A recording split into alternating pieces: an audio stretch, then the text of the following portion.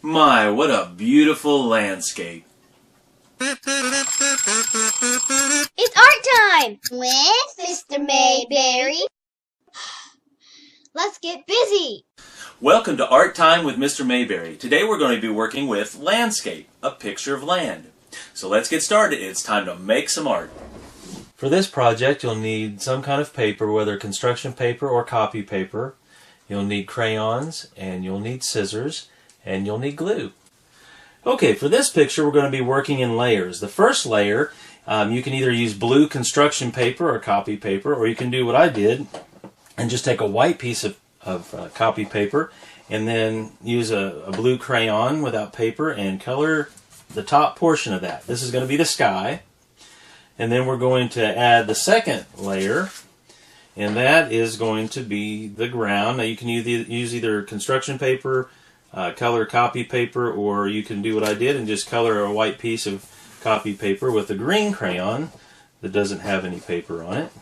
You just color the whole thing, and then you'll cut out, up towards the top, you'll cut out either hills, or you can make mountains by putting a zigzag line. Okay, so that, but you want to have it down a little ways from the top so that you can see the sky behind it. Okay, so we now have sky and we have ground. This is our horizon line where the sky and the ground meet. Even though it's a curve here, this is still our horizon line. Now, in a landscape picture, you have three different locations. You have far away, which we call the background, way back here where the horizon line is. Then you also have up close, which is the foreground, and that's F-O-R-E. It means front. So this is the ground in the front. And then you have the place in between those, and that's in the middle, so we call that the middle ground. So background, middle ground, foreground. Now the next step is to draw something that you would have up here in the foreground, up in the front. And you can draw it out on a piece of paper and then cut it out, color it, and then cut it out. And I did a tree, so I'm going to put the tree right here and fasten it down. You would glue it down. And then I wanted something in this space here. Now this is a picture of land, a landscape, but also in landscapes you can include buildings that you might see out in the country or in some location like this. And so what I did, I drew and colored a house and cut it out. And this is going to be in the foreground also. It's up in the front. Okay, so I've added all these things to the picture. Now, the next step would be to go ahead and draw things. You can draw things back here on the hills. Now, if it's far away, it looks like it gets smaller. So if you had a house like this that was back far away, it would be really tiny back here. Same with a tree. If you drew a tree back here, it's going to be really tiny because as things go farther away, they look smaller. And so that's what you do. Now, if the tree was here in the middle, you might make it about this big. It won't be as small as it is in the back, but it won't be as tall as it is in the front. So it'll be somewhere in this size, depending on how far away it is from us.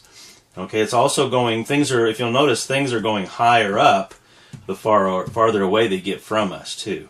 So you'll draw something in the foreground touching down here towards the bottom. Something in the middle ground is going to be about halfway up, the bottom part of it will be, and then far away it's going to rest on the horizon line if it's in the background.